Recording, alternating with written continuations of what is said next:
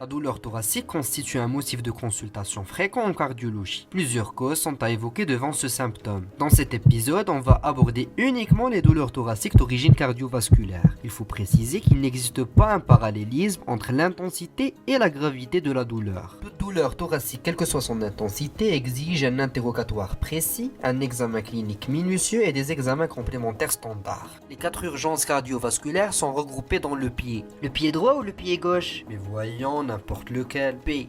Péricardite. I. Ischémie du myocarde. E. Embolie pulmonaire. D. Dissection aortique. P. Comme péricardite.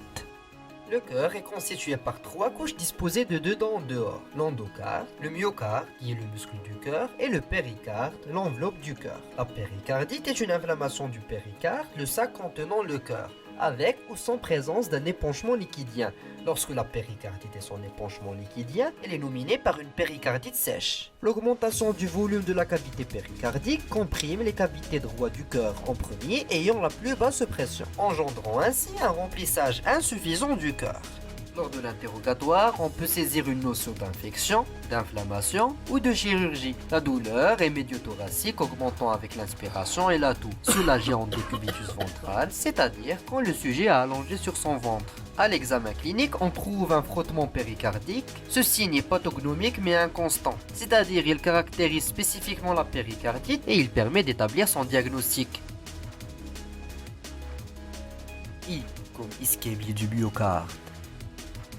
L'angine de poitrine résulte d'un déséquilibre entre les apports et les besoins en oxygène au niveau du myocarde, causé par la réduction de la lumière d'une artère coronaire par une plaque d'athérome. Quand la plaque devient occlusive, il y a nécrose myocardique et on parle d'infarctus du myocarde, qui est une urgence qui met en jeu le pronostic vital du sujet. À l'interrogatoire, on peut saisir plusieurs facteurs de risque favorisant la survenue d'une ischémie myocardique. Le sexe masculin, vu que l'homme n'a pas d'hormones protectrices contre l'athérosclérose, la femme ne les ait plus à partir de la ménopause, on peut ajouter l'HTA, le diabète, le tabagisme, une dyslipidémie, le stress, l'obésité, l'âge plus de 45 ans chez l'homme et plus de 55 ans chez la femme, et l'hérédité. Quand on parle d'hérédité, on parle d'antécédents d'IDM ou de mort subite, avant l'âge de 55 ans chez le père ou un parent de premier degré, et moins de 65 ans chez la mère ou une parente de premier degré. La douleur est rétrosternale, constrictive et radiant vers le bras, le cou, la mâchoire inférieure et le poignet.